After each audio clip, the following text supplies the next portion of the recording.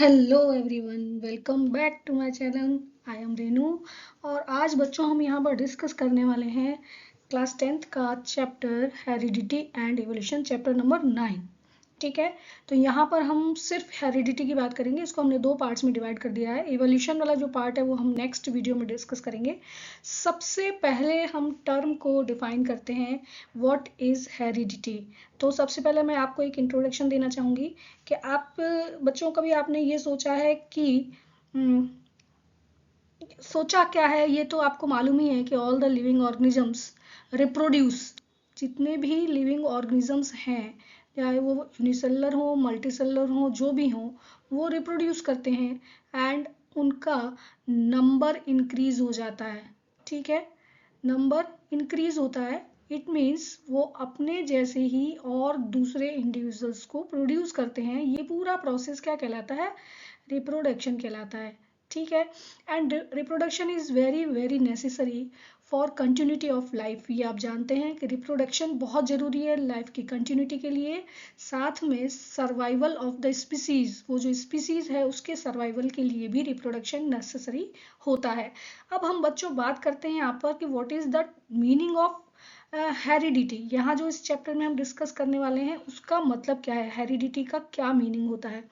तो अगर हम रिप्रोडक्शन की बात करें तो आप ये जानते हैं कि ऑल द लिविंग ऑर्गेनिजम्स, जो भी लिविंग ऑर्गेनिजम्स हैं, वो अपने सेम टाइप ऑफ स्पीसीज या उनकी जो प्रोजेनी होती है या उनके जो ऑफ स्प्रिंग्स होते हैं वो सिमिलर काइंड ऑफ होते हैं। जो स्पीसीज है उसके similar kind of organisms produce होंगे। और ऐसा तो कभी आपने देखा ही नहीं होगा कि आम के पेड़ पर अमरूद लगे हुए हैं, या अगर आप कहें कि जो किटन है, ये कैट है, वो किटन की जगह पपी को बॉर्न कर रहे हैं। ऐसा कभी पॉसिबल नहीं होता है। और जो भी सीड्स जिस प्लांट का है, अगर हम प्लांट्स की बात करते हैं तो प्लांट्स के जो सीड होते हैं वो जब जर्मिनेट होते हैं तो सेम टाइप ऑफ प्लांट को प्रोड्यूस करते हैं। इसी तरह से अगर हम एनिमल्स की बात करते हैं, या स्मॉल हो या बड़े एनिमल्स हों, कोई भी हो, तो वो सिमिलर टाइप के बेबीज को प्रोड्यूस करते हैं या अपनी जो न्यू प्रोजेनी है उसको प्रोड्यूस करते हैं। वो सिमिलर होते हैं, एक दूसरे के बिल्कुल सिमिलर होते हैं। अब ये जो करेक्टर्स हैं, ये सिमिलरिटी आई कहाँ से? तो इस पूरे प्रोसेस को हम नाम दे रहे हैं हेरिडिटी। तो हेरिडिटी का जो मतलब हुआ, एक्चुअल में क्या हुआ, characters which are passing from one generation to next generation. एक जनरेशन से नेक्स्ट जनरेशन तक जो भी ट्रेड्स पास ऑन होते हैं उनको हम क्या कहते हैं? उसको हम कहते हैं हेरिडिटी का नाम देते हैं। अब ये ट्रेड्स क्या होते हैं बच्चों? तो ट्रेड्स देखिए, अगर आप ह्यूमन बींग्स की बात करते हैं तो आपके एनसीईआरटी में एक एग्जाम्पल दिया हुआ है। आपका जो ईयर लोब होता है, ईयर का जो नीचे वाला हिस्सा होता है ना, जहाँ पर लेडीज अपने इयरिंग्स पहनती हैं, वो वाला हिस्सा अगर आप देखें, ईयर लोब जो होते हैं वो दो डिफरेंट टाइप्स में मिलते हैं। या तो वो जुड़ा हुआ होता है या फिर वो सेपरेट होता है ना। उनकी चीक बोन के साथ जुड़ा है या फिर वो सेपरेट है, तो वो ईयर लोब की जो शेप होती है वो एक फैमिली के मेंबर्स की नियर अबाउट सेम होती है, उनके अंदर कोई वेरिएशन देखने को नहीं मिलता है। इसी तरह से आई का कलर अगर फैमिली में सिमिलर है तो वो एक ही कलर की आईज होंगी। एक्सेप्शन होते हैं, यानी उनके अंदर वेरिएशंस होते हैं या चेंजेस हो जाते हैं जब उनके आई का कलर चेंज हो जाता है।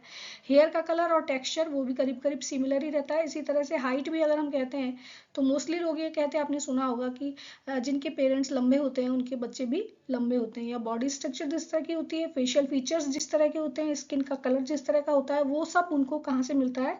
ये सारे ट्रेड्स किसी भी बच्चे को या किसी भी ऑर्गेनिज्म को उनके पेरेंट्स से मिलते हैं। इसी को हम कहते हैं हेरिडिटी। ठीक है, तो आइए हम डिस्कस करते हैं यहाँ पर कि हेरिडिटी एक्चुअल में है क्या।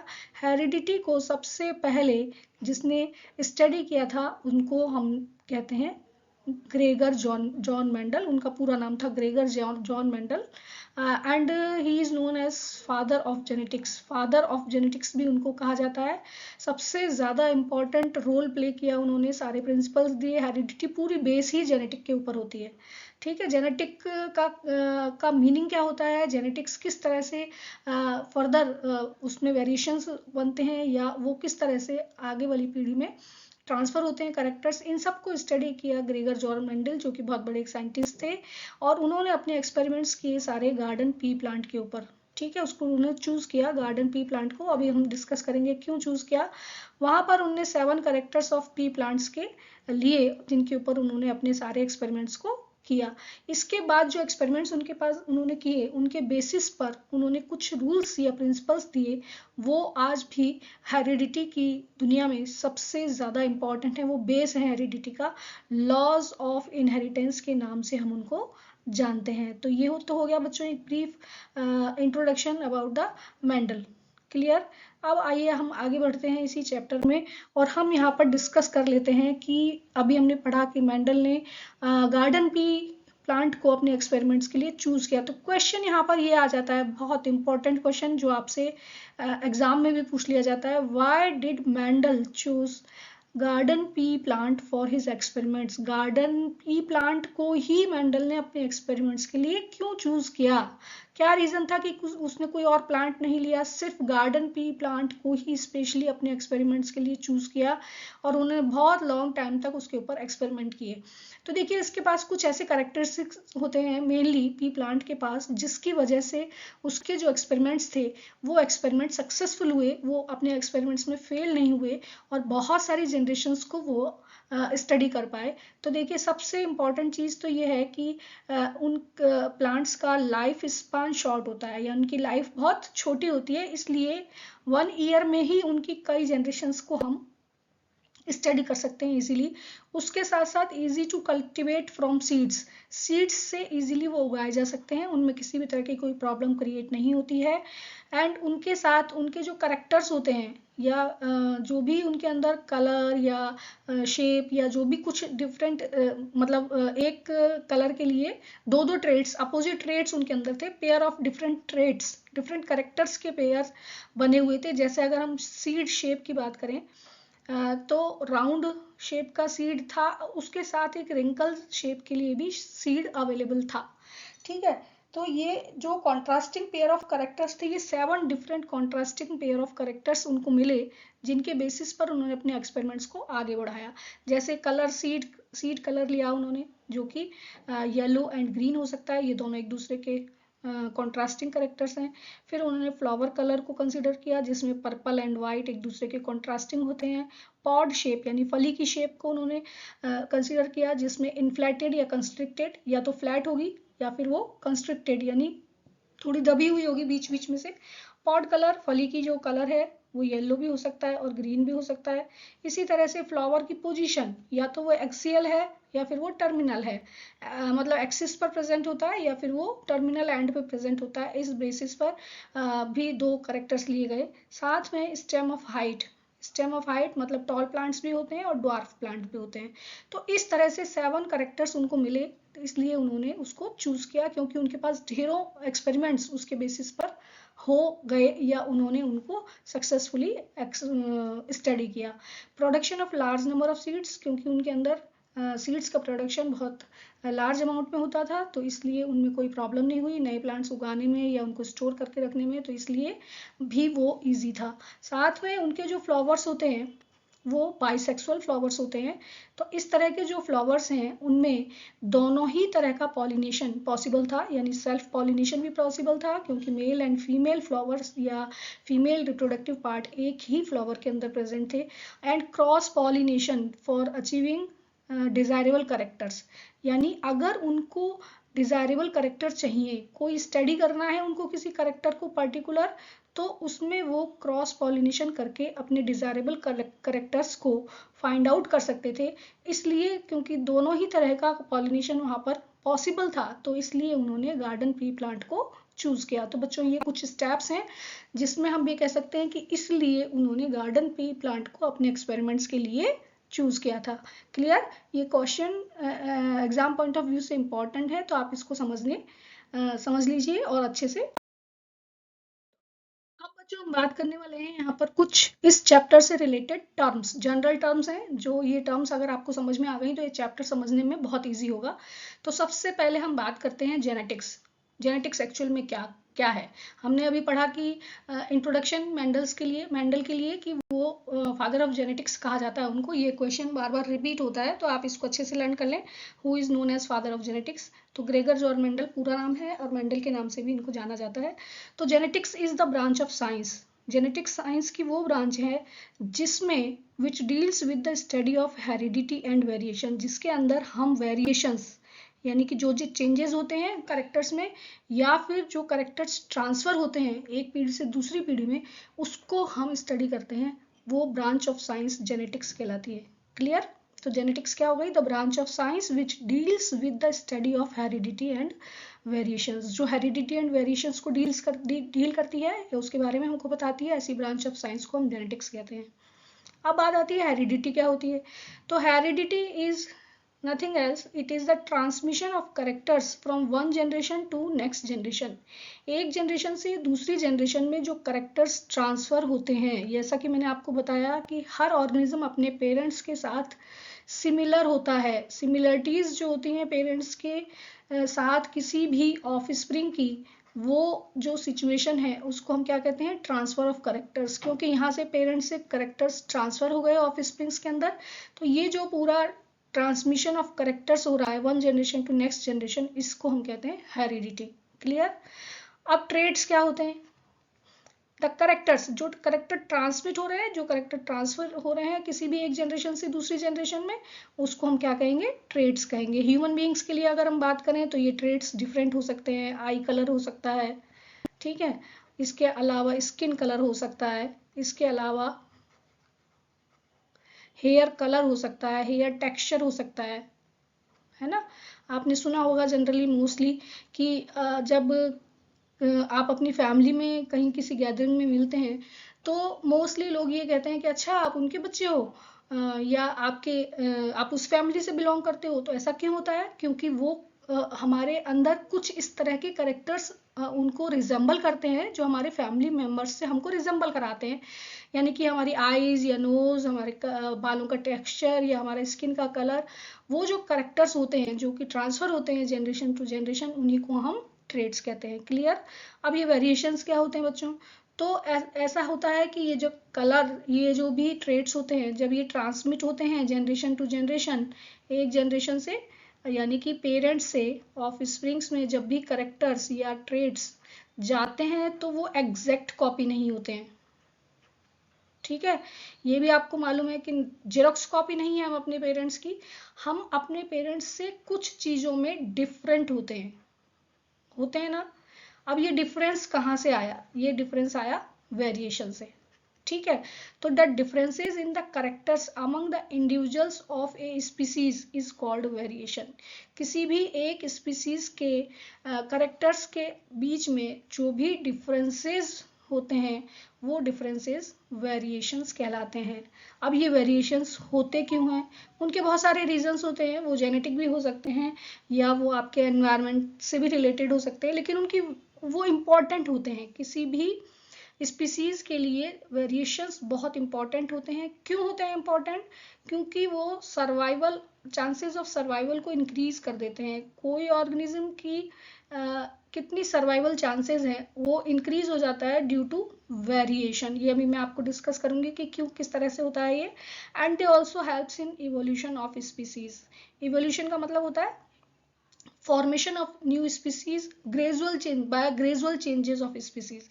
ये जो चेंजेस आते हैं, ये जो डिफरेंसेस आते हैं, ये धीरे धीरे आगे बढ़ते जाते हैं, और आफ्टर मिलियंस ऑफ ईयर्स किसी भी एक स्पीसीज से न्यू स्पीसीज का फॉर्मेशन हो जाता है, और ये जो न्यू स्पीसीज होती हैं ये इवोल्यूशन ऑफ स्पीसीज कहलाती हैं।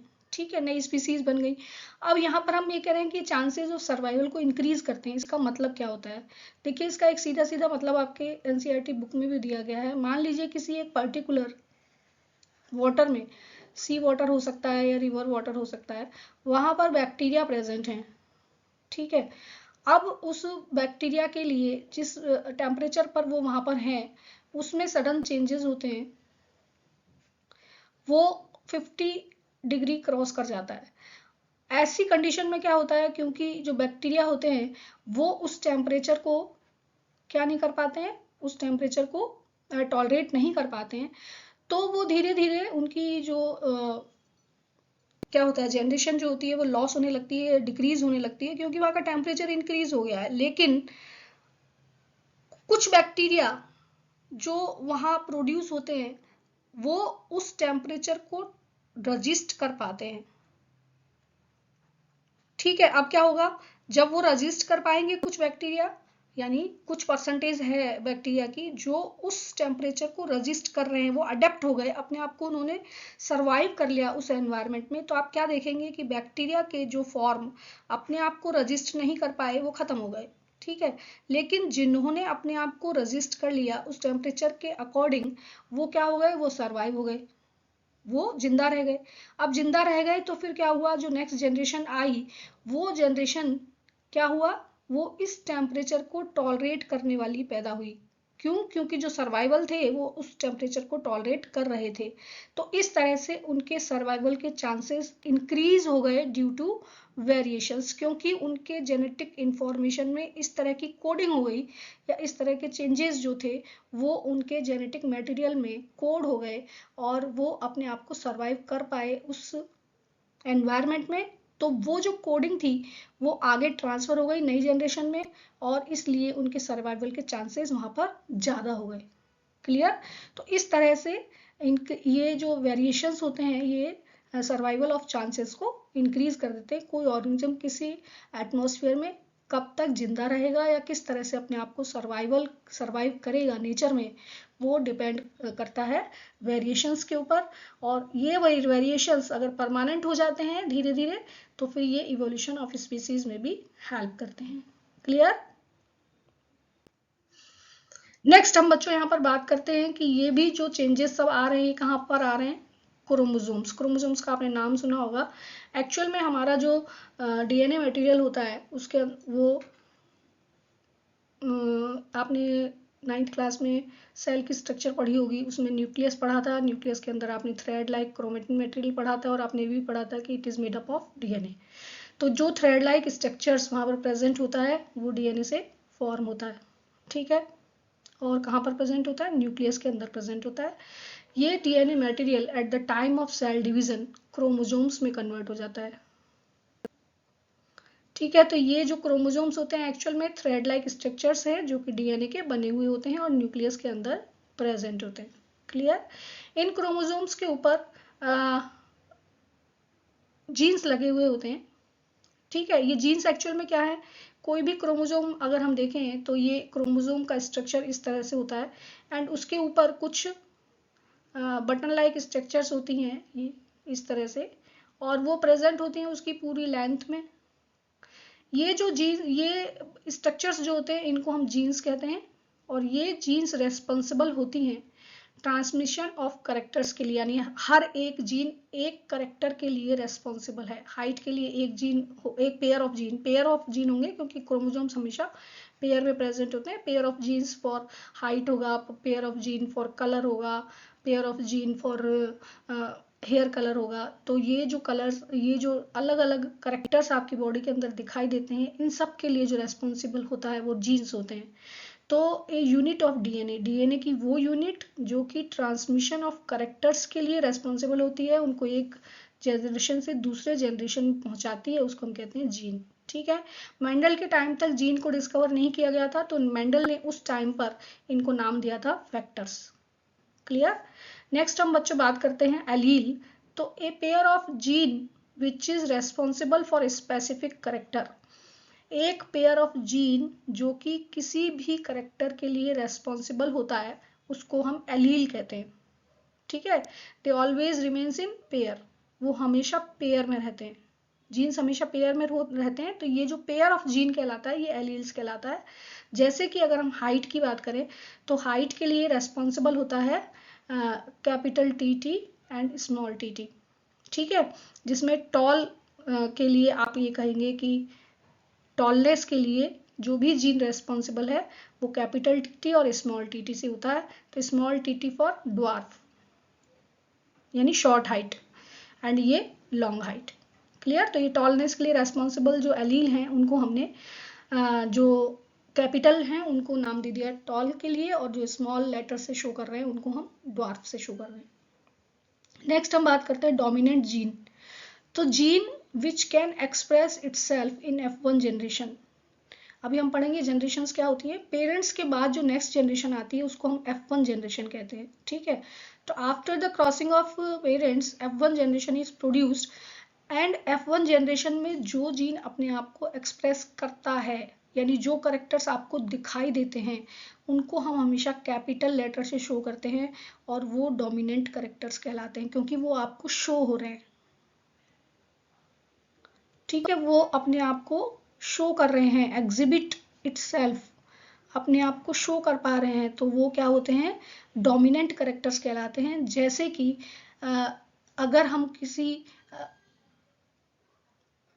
एलील का देखें, ये इस तरह के एलील किसी भी स्पीसीज में प्रेजेंट हैं, तो यहाँ पर जो ये हाइट के लिए हमने दो जीन्स लिए हैं, इसमें कैपिटल टी स्मॉल टी दोनों प्रेजेंट हैं, ये हिट्रोजाइगस कहलाएगा। लेकिन इसमें capital T is dominant over small T. Capital T dominant होगा क्योंकि वो अपने आप को एक्सप्रेस कर रहा है, इसलिए ये जो जनरेशन होगी उसमें सारे ही करेक्टर टॉल होंगे। जितने प्लांट्स होंगे वो सारे के सारे टॉल होंगे, क्योंकि T is dominant over small T. Small T अपने आप को छुपा लेता है, वो बैक साइड में रहता है। अब हम यहाँ पर सेम चीज बात कर रहे हैं, रेसिसिव करेक्टर कौन सा होगा, तो gene which can not express itself. ऐसा जीन जो अपने आप को एक्सप्रेस नहीं कर पाता है, दैट इज स्मॉल टी, इसको हम रेसिसिव कहते हैं, ठीक है।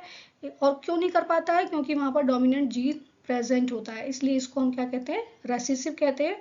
तो in case of capital T small t is recessive, small t अपने आप को शो नहीं कर रहा है in presence of capital T, इसलिए ये जितने भी प्लांट्स होंगे वो सारे के सारे आपको कैसे दिखाई देंगे, टॉल दिखाई देंगे, ठीक है, because T is recessive। Small t hide कर लेता है, अपने आप को छुपा लेता है in presence of capital T, इसलिए ये रेसिसिव करेक्टर कहलाता है।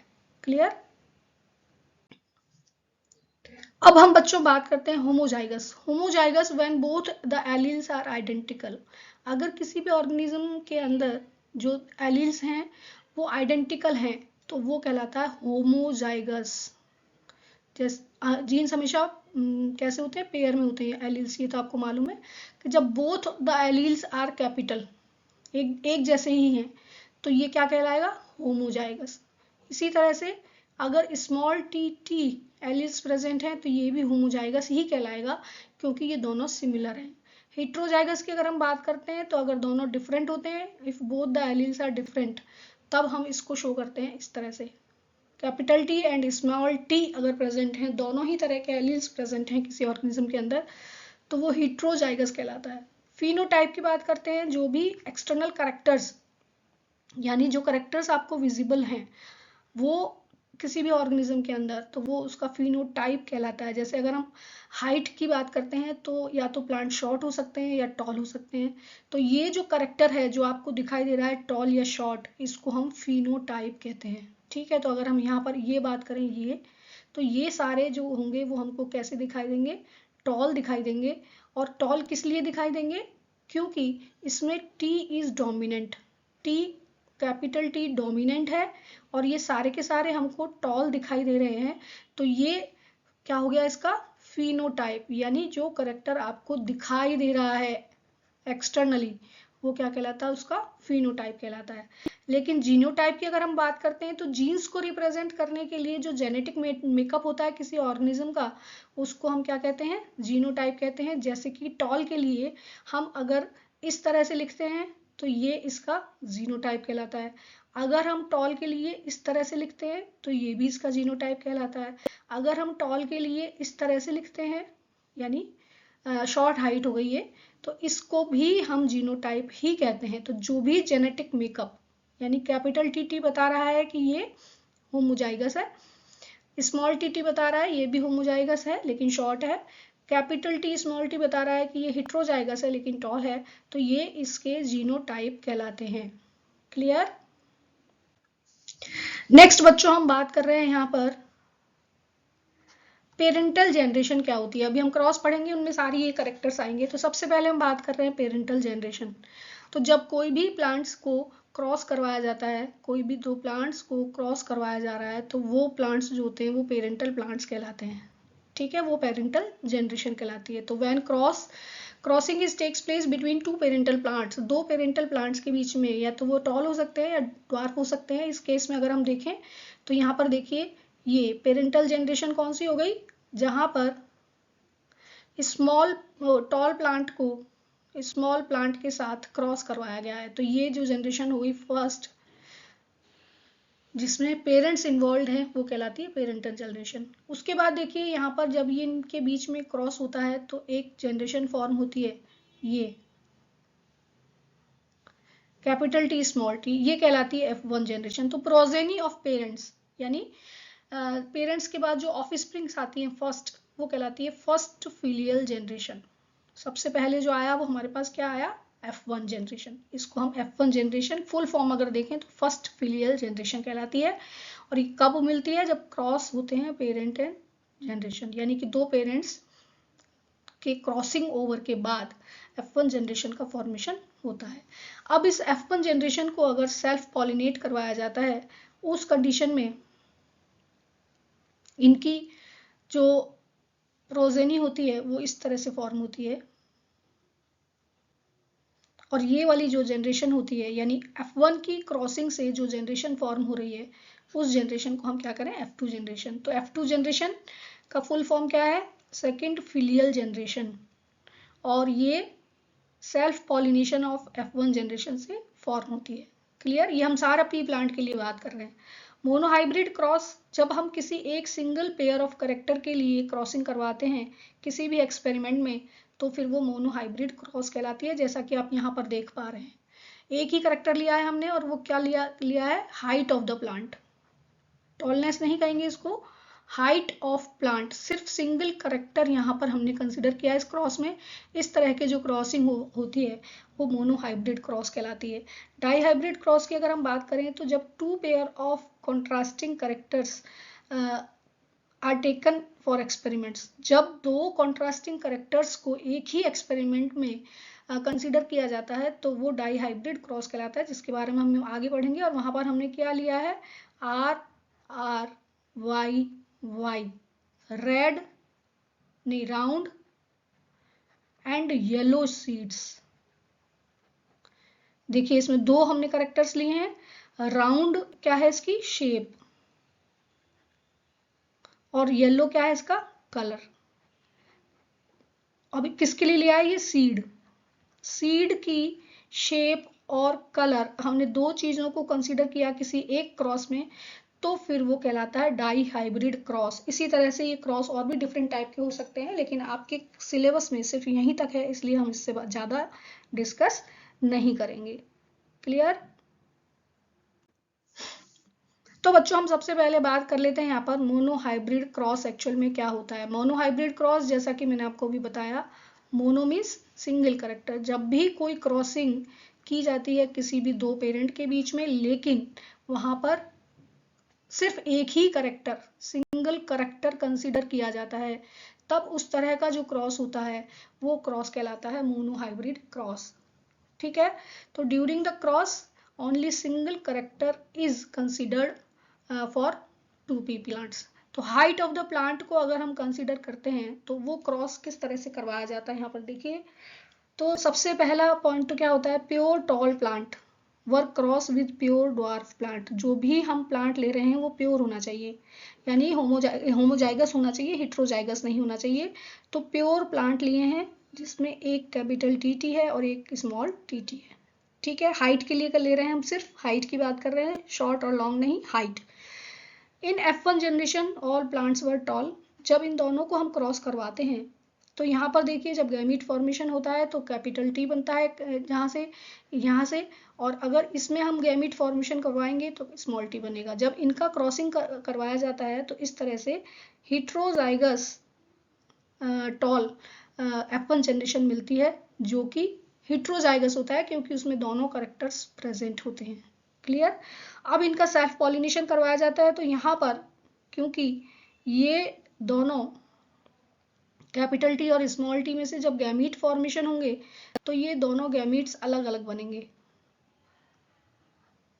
जब ये दोनों गैमीट दो तरह के, ये इसमें से दो तरह के गैमीट बनेंगे तो उनका सेल्फ पॉलिनेशन जब हम करवाएंगे तो F2 जनरेशन में हमारे पास 4 डिफरेंट टाइप के यानी 4 प्लांट्स फॉर्म होंगे, लेकिन उनमें से एक टॉल होगा और 2 हाइब्रिड टॉल होंगे और एक प्योर ड्वार्फ होगा। ठीक है, तो ये हम देखेंगे इसका फिनोटाइपिक और जीनोटाइपिक रेशियो कैसे होता है, तो एक बार इसको हम खुद करके देखते हैं। तो देखिए यहाँ पर हम डिस्कस करने वाले हैं कि किस तरह से हमने प्लांट्स को क्रॉस करवाया है। तो मोनो हाइब्रिड क्रॉस की हम बात कर रहे हैं। ठीक है, आप यहाँ पर इसको समझ लीजिए, बहुत बहुत इंपॉर्टेंट है मोनो हाइब्रिड क्रॉस। क्लियर? हमने लिया क्या है वहां पर, जो हमने करेक्टर लिया है टॉलनेस, सिर्फ एक ही करेक्टर है, और उसके लिए pure tall capital T T and pure dwarf, dwarf का मतलब होता है शॉर्ट, स्मॉल टी टी, ये दो प्लांट्स को हमने कंसिडर किया, इनके बीच में हमें क्रॉस करवाना है। तो देखिए सबसे पहले अगर हम बात करें तो capital T T and small T T. ठीक है, ये कौन सी जनरेशन है आपके पास, पेरेंटल जनरेशन। इनके अगर आप गैमीट्स बनाएंगे तो ये इस तरह से फॉर्म होते हैं। ठीक है, इनको आपको क्रॉस करवाना है, तो जब आप क्रॉस पॉलिनेशन इनके बीच में करवाएंगे तो जो जनरेशन फॉर्म होगी वो इस तरह से फॉर्म होगी। तो ये क्या बन जाएंगे, ये हिट्रोजाइगस, ये होमोजाइगस हैं, ये हिट्रोजाइगस बनेंगे, लेकिन होंगे सारे टॉल, क्योंकि टी इज डोमिनेंट, तो ये क्या हो गया, टॉल हो गए, टॉल, लेकिन हिट्रोजाइगस है क्योंकि दोनों तरह के इसके अंदर एलील्स प्रेजेंट हैं। ठीक है, this is called F1 generation, इसको हम क्या कह रहे हैं, F1 जनरेशन कह रहे हैं। अभी यहाँ पर देखिए, अब इनके जब गैमीट फॉर्म हो रहे हैं तो capital T and small T, ये दो अलग अलग तरह के गैमीट का फॉर्मेशन हो रहा है, एंड जब इनका क्रॉस पॉलिनेशन करवाया जाता है तब हमारे पास जो जनरेशन आती है उसमें हमको 4 प्लांट्स मिलते हैं, capital T small T and capital T small T and small T. Clear? ये जो कॉम्बिनेशन है ये कैसे आया अभी हम डिस्कस करेंगे। पहले आप यहाँ पर देखिए, ये जो होगा ये प्योर टॉल होगा, और ये लास्ट वाला जो आप देख रहे हैं ये कैसा होगा, प्योर ड्वार्फ होगा। ये दो जो आपको बीच में मिले हैं ये हिट्रोजाइगस टॉल होंगे।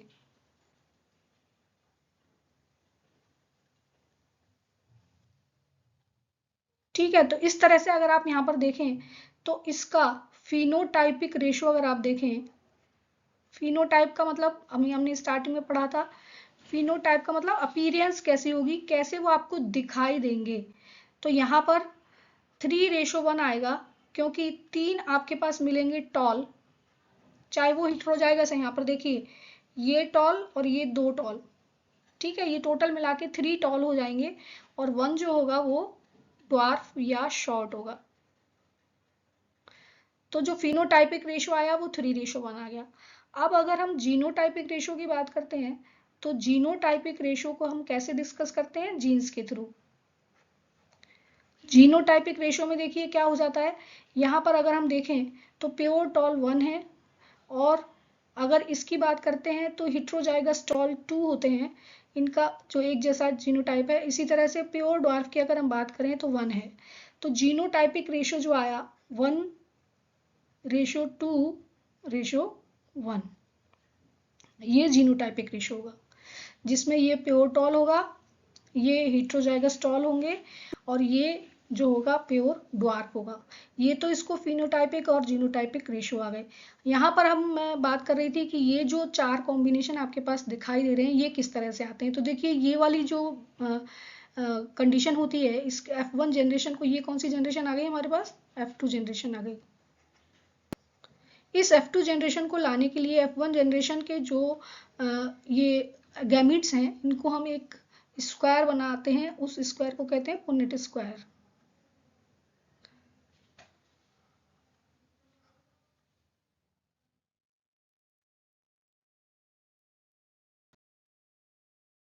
देखिए किस तरह से फॉर्मेशन होगा। यहाँ पर क्योंकि सेल्फ पॉलिनेशन हो रहा है तो मेल फीमेल किसी भी तरीके से आप यहाँ पर रख सकते हैं। ये देखिए self pollination, capital T small T, capital T small T. अब जब आप इनको क्रॉस कराते हैं तो इसको इसके साथ क्रॉस करवाइए, क्या बनेगा, कैपिटल टी कैपिटल टी। इस कैपिटल टी को इसके साथ क्रॉस करवाते हैं तो कैपिटल टी स्मॉल टी।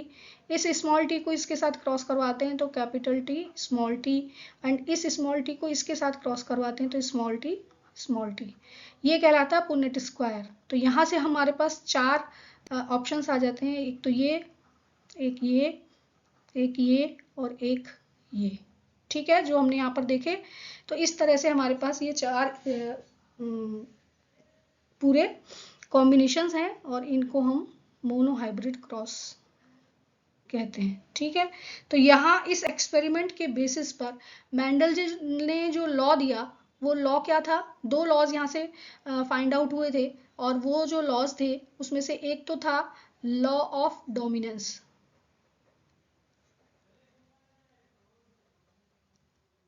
यानी कि F1 जनरेशन में सिर्फ एक ही एलील अपने आप को एक्सप्रेस करता है, दूसरा अपने आप को हाइड कर लेता है। तो जो एक्सप्रेस करता है अपने आप को वो डोमिनेंट जीन होता है। तो one gene is always dominant in F1 generation, ये कहता है लॉ ऑफ डोमिनेंस। दूसरा कहलाता है लॉ ऑफ सेग्रीगेशन, ये भी इसी वाले क्रॉस से लिया गया या इसी की बेसिस पर इसको पब्लिश किया गया। लॉ ऑफ सेग्रीगेशन, सेग्रीगेशन का मतलब होता है अलग करना, सेपरेट करना।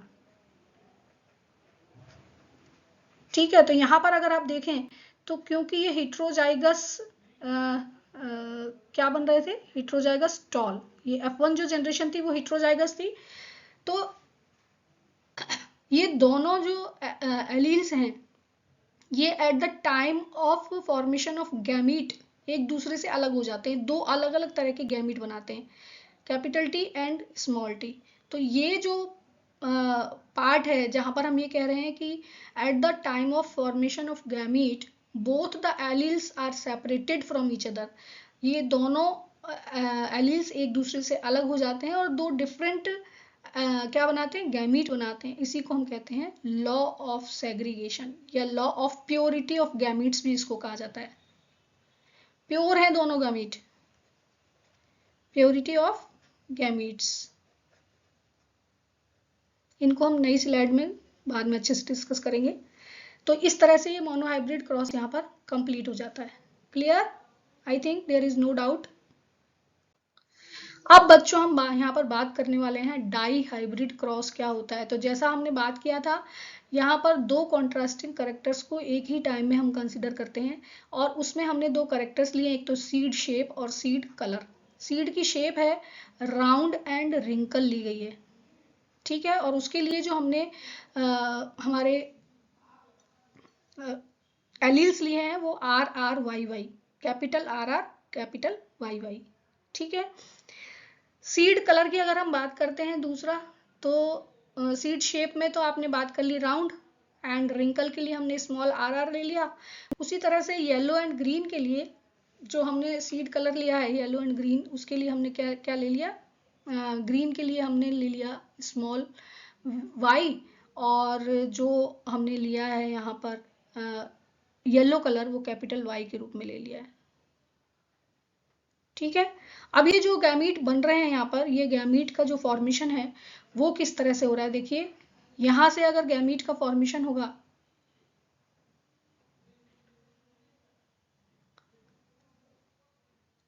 तो RY इस तरह से गैमीट बनेंगे। यहां अगर गैमीट फॉर्मेशन होगा तो वो बनेंगे RY और RY।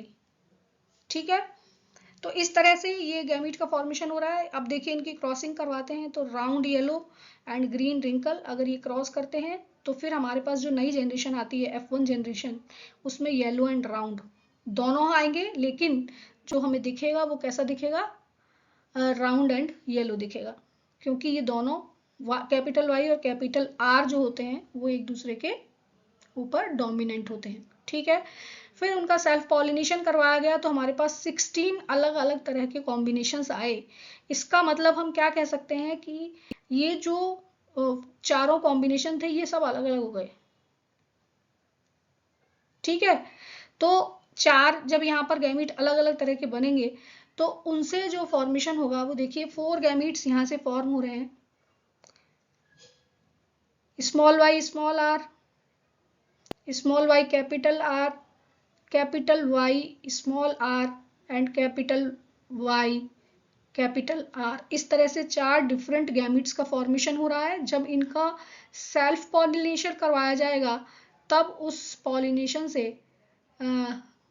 जो हमारे पास कॉम्बिनेशंस होंगे वो 16 कॉम्बिनेशंस फॉर्म होंगे। ठीक है, 16 नए कॉम्बिनेशंस फॉर्म हो रहे हैं और ऐसा इसलिए पॉसिबल है कि ये चारों जो हैं वो इंडिपेंडेंटली अपने आप को एक्सप्रेस कर पा रहे हैं। ठीक है, तो यहाँ से एक थर्ड प्रिंसिपल आ जाता है मेंडल का, जिसको हम कहते हैं लॉ ऑफ इंडिपेंडेंट असॉर्टमेंट।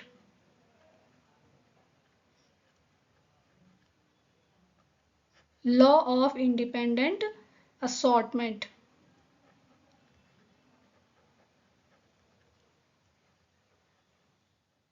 ये क्या कहता है, इंडिपेंडेंट असॉर्टमेंट का मतलब होता है कि ये जो कॉम्बिनेशन है, ये सारे जो कॉम्बिनेशन है या सारे जो करेक्टर्स हैं वो सेपरेटली इंडिपेंडेंटली अपने आप को एक्सप्रेस कर पाते हैं F2 जनरेशन में।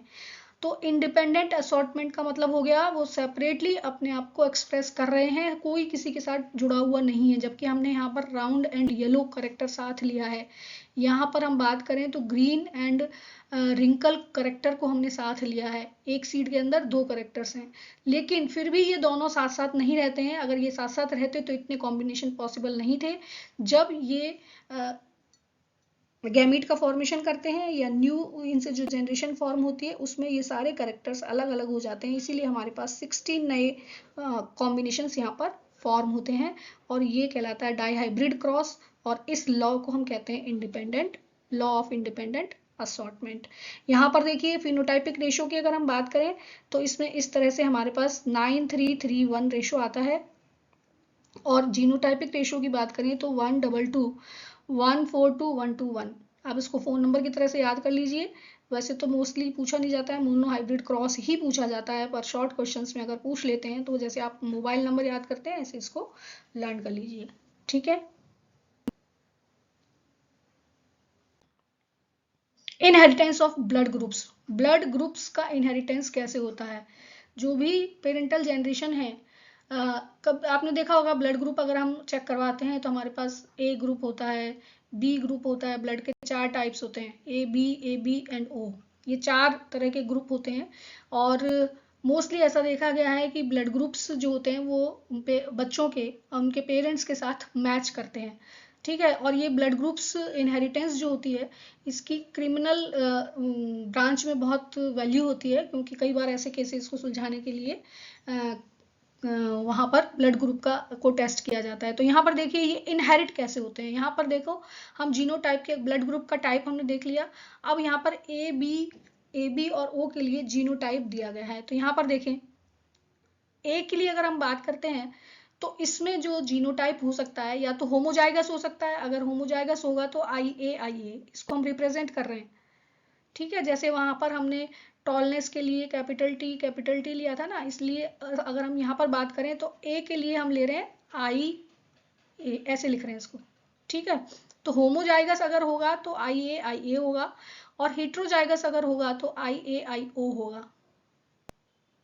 2 कॉम्बिनेशन होंगे इसके। इसी तरह से बी की अगर हम बात करें तो उसके लिए हम आई बी को कंसीडर करते हैं। तो हेट्रोजाइगस फॉर्म अगर है तो आई ओ होगा और होमोजाइगस है तो आई बी होगा। ठीक है, ए एंड बी की बात करते हैं तो आई ए और आई बी दोनों ही हो सकते हैं यहाँ पर। तो आई बी को हम आई बी इस तरह से लिखते हैं। क्लियर।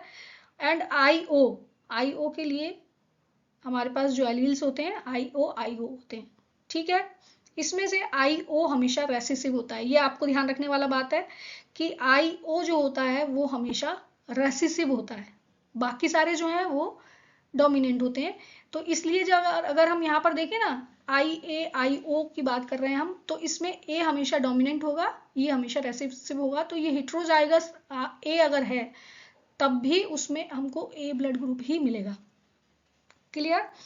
तो इससे रिलेटेड जो प्रॉब्लम्स आती हैं एग्जाम में वो देखिए किस तरह से आती हैं। एक क्वेश्चन यहाँ पर मैंने आपको दिया है, इसको हम सॉल्व करके देखेंगे अभी।